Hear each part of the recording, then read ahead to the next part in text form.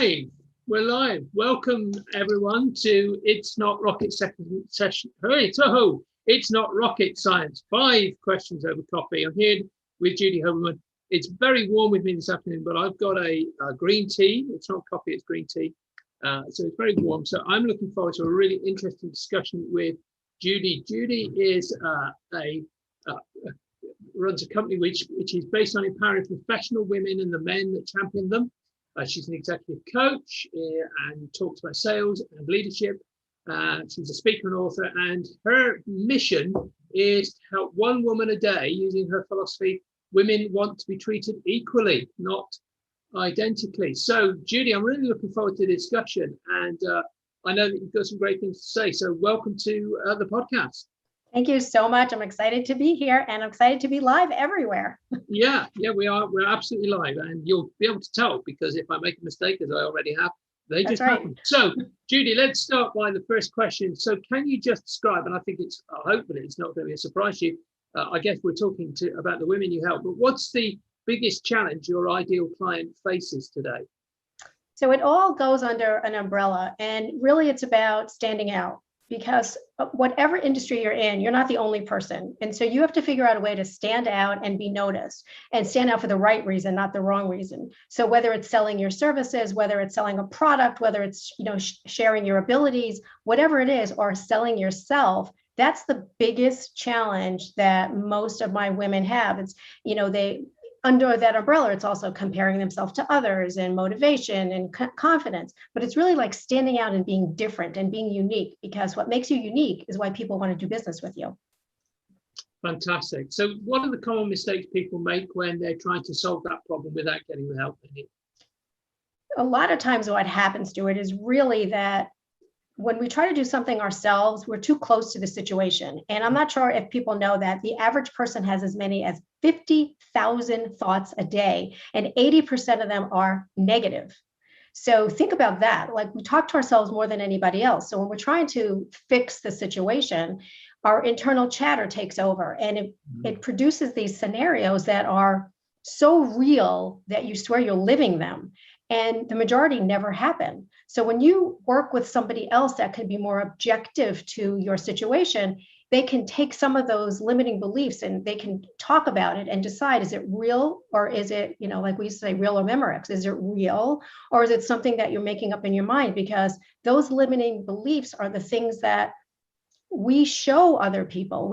This is how we show up. And if you have this chatter going on all the time, what do you do with that? So when you talk to somebody else, when you make sure that somebody else understands what it is that you're feeling, when you talk through it, you realize that some of this is just pure nonsense because we're making it up. Now, some of it's real, and I get that because we've all gone through those situations. But when you have somebody else that's more objective about it, they can really pull it apart for you and see what's really going on for you. And the other great thing about talking that through with somebody else is you often find that person has got the ability to turn to you and say, look, I've already been through that, and it doesn't end up the way you expect. And when I did it, such and such happened.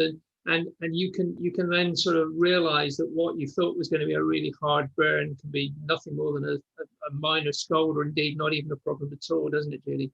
Yeah, and what happens is you find that it's really a speed bump.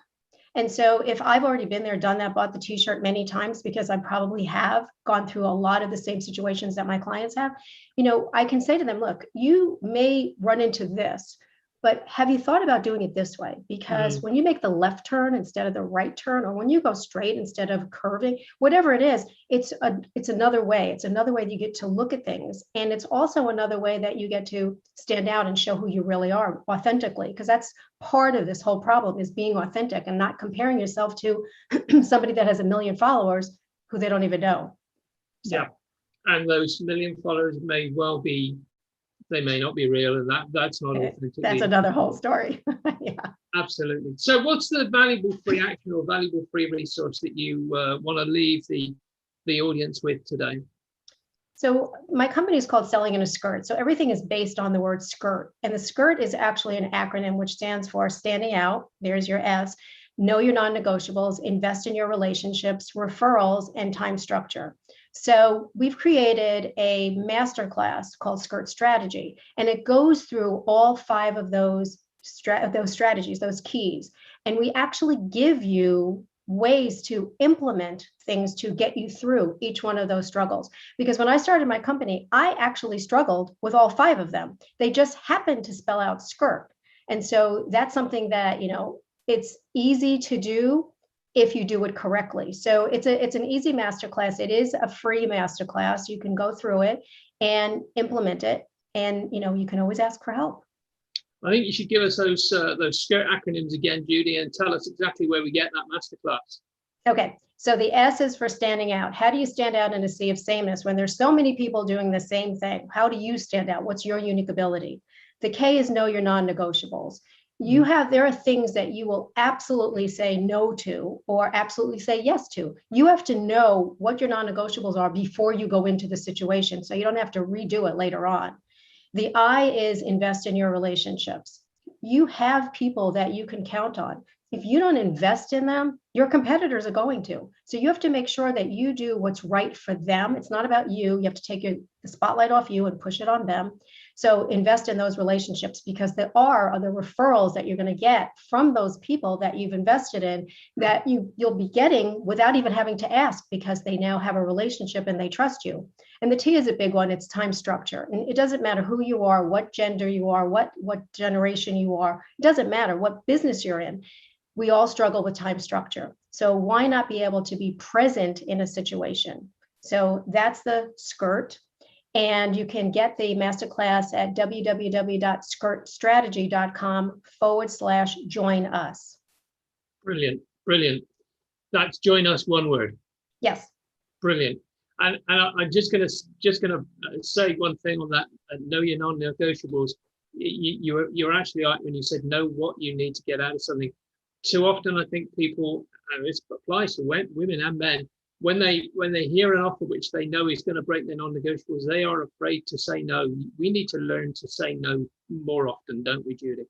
Absolutely. We're so quick to say yes to everything. And when you say yes to everything, you're saying no to something that's really important to you. Brilliant. So So you just have to make sure that you know what it is. You have to have boundaries. And a lot of us don't have boundaries. And this last year, a lot of our boundaries went out the window. So you have to rein them in. Just remember that saying no to something is going to be implicit in saying yes. You're always going to be saying no to something. So what's the book that's been most impactful in your experience? So I have my own books, which I think are very impactful. 2 of them are Selling in a Skirt, obviously, and then Walking on the Glass Floor. One is about sales, one is about leadership. And they are very powerful because they give you not only strategies and case studies, it also gives you stories, because people remember stories.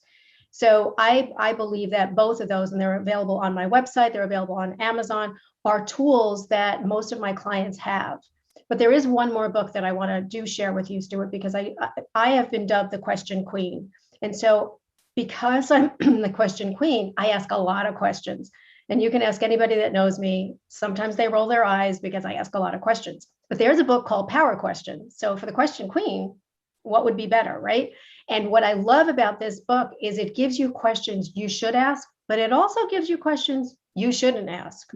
And so I think it's really important. But because I do this, and I do this in my books, and I also do it in training, and I do it everywhere else, I ask open-ended questions. It's like an oral essay that somebody gets to talk to you about what's important, not that you're interrogating them with questions. And I think that's really important for everybody to understand, that the only way you get to build those relationships and invest in them is by showing somebody that you're interested in them, not interesting to them.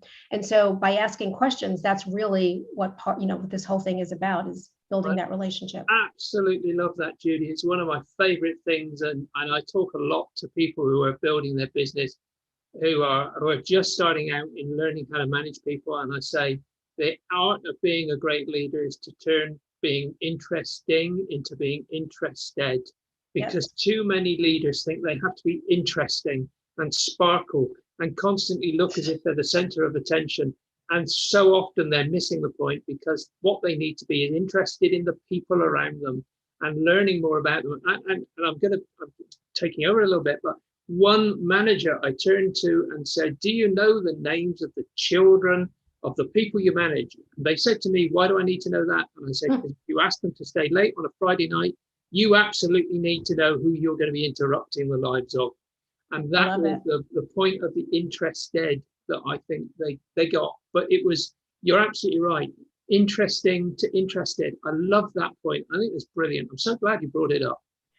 And, you know, and it's really true because I talk about knowing your people, and it doesn't matter who your people are. They could be your family. They could be your peers. They could be your team. If you don't know anything about them, how are you going to get them on their journey, the journey that they want to take? How do you get to understand them? It's all about questions. I always knew my people. I knew the kids' names. I knew everything about them, not because I was nosy. It was because I was interested and because I could say, you know, when you are able to do this trade show with me on Saturday, why don't you tell Jimmy and Susie and whomever where you're going to be and what it is that you're going to do for people. So it was very different. And I totally agree with you. There's, you know, that whole concept of asking questions is really so important, and so many people will just get in, get out, and get the check. That's it. That's all they want to do. They don't want to spend the time, because if you talk too much, you're going to talk yourself out of something. Not true. If you talk about yourself, you will, but if you talk about others, you won't. Absolutely brilliant. Well, that's a fascinating discussion. And now I give you my get out of jail free question, which is, what's the question that I should have asked you, which I haven't, and give us the answer, please. Well, the truth of the matter is this question comes from that book that I just told you about, because I have asked this question at the end of lots of different conversations, and it not only does it bring the conversation to another level, it continues the conversation, whether that moment or later on. So the question I always ask is, what do you still want to accomplish? And most people say to me, no one's ever asked me that. And then they tell me things that they probably have never said out loud before, or something that they've been, you know, wishing and hoping. And so that's always a great question. Brilliant. I love it. And it's one that I'm going to use the next time I talk to somebody. But I won't use it now, because this conversation will go on many more hours. And that's probably not what either of us need at the moment. We probably need to go and get ourselves more of a drink, which is what I'm going to do in a minute. So, or mine. Judy, it's been absolutely brilliant having you on the podcast. I so appreciate you making the time. I know that you've got a lot on, and I appreciate you taking the time out to do this. So thank you so much for doing it. Thank ladies you. and gentlemen, listening audience, if you want to know more about what we do on this podcast, if you go to tca.fyi/subscribe, that's tca.fyi/subscribe.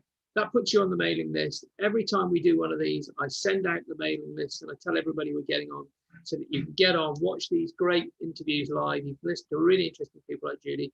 Judy, just give us that masterclass once more, where you can actually go and get more information about you. www.skirtstrategy.com/join us. You can go onto my website and find it, and, you know, and just connect. Thank you so much, Judy. I really appreciate you taking your time. Thank you. Thank you very much. And join us again at the next time we're doing another one of these. It's not rocket science. 5 questions over coffee.